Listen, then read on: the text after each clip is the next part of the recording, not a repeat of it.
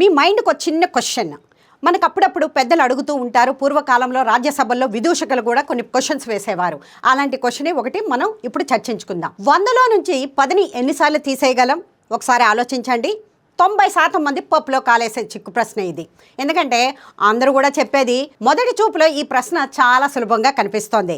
ఈ ప్రశ్న విన్న వెంటనే చాలామంది వెంటనే 10 సార్లు అని టక్కుని సమాధానం చెప్పేస్తారు. ఎందుకంటే 100ను 10తో భాగిస్తే 10 వస్తుంది కదా, కాబట్టి అదే సరైన సమాధానం అని టక్కని చెప్పేస్తారు, అనుకుంటారు కూడా.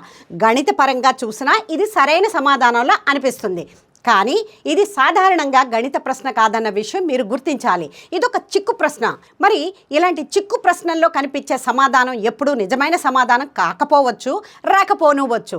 అయితే ఈ ప్రశ్నల్లో అసలు మాయ ఏంటంటే మన మెదడుకు వెంటనే మ్యాథమెటిక్స్ వైపు పరిగెడుతోంది. కానీ ప్రశ్న అడిగిన విధానాన్ని జాగ్రత్తగా పరిశీలిస్తే సమాధానం పూర్తి భిన్నంగా ఉంటుంది. ఒక్క ప్రశ్నను ఒక్క కోణంలో కాకుండా వివిధ కోణాల్లో పరిశీలించే అలవాటును కలిగిస్తాయి ఇటువంటి చిక్కు ప్రశ్నలు.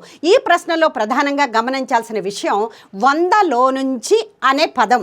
అంటే 100లో నుంచి అనే పదాన్ని బాగా అబ్జర్వ్ చేయండి. 100 అంటే 100 నుంచి ఎన్నిసార్లు తీసేయగలం 10ని అనే కదా అడుగుతున్నారు. మొదటిసారి 100 నుంచి 10 తీసేస్తే మిగిలేది 90. అంటే ఆ తర్వాత మళ్ళీ మీరు 10ని తీసేయాల్సిన సంఖ్య 90 అవుతుంది, కానీ 100 కాదు కదా. ఆ తర్వాత మీరు తీసేది 100లో నుంచి కాదు, మిగిలిన సంఖ్యలో నుంచి అవుతుంది. అప్పుడు అది 90 నుంచి తీసినట్టు అవుతుంది. అలాగే మూడోసారి 80, నాలుగోసారి 70 తీసినట్టు అవుతుంది. ఈ విధంగా అలా 60, 50 వెళ్ళిపోతుంది. కాబట్టి 100 నుంచి అనే సంఖ్యను మనం బుర్రలో అబ్జర్వేషన్లో పెట్టుకున్నట్లయితే 10ని తీసేయడం ఒక్కసారి మాత్రమే జరుగుతుంది.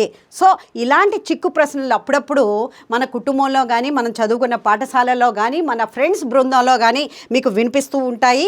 మనం కూడా చర్చించుకుంటూ ఉంటాము. సో అప్పుడప్పుడు మన ఇంట్లో కూడా ఇలా పిల్లలతో మాటలో ఇలాంటి లాజిక్ క్వశ్చన్స్ను మనం క్రియేట్ చేస్తూ ఉంటే వాళ్ళ మెదడుతో పాటు మన మెదడు కూడా చురుకుగా పనిచేస్తుందండి.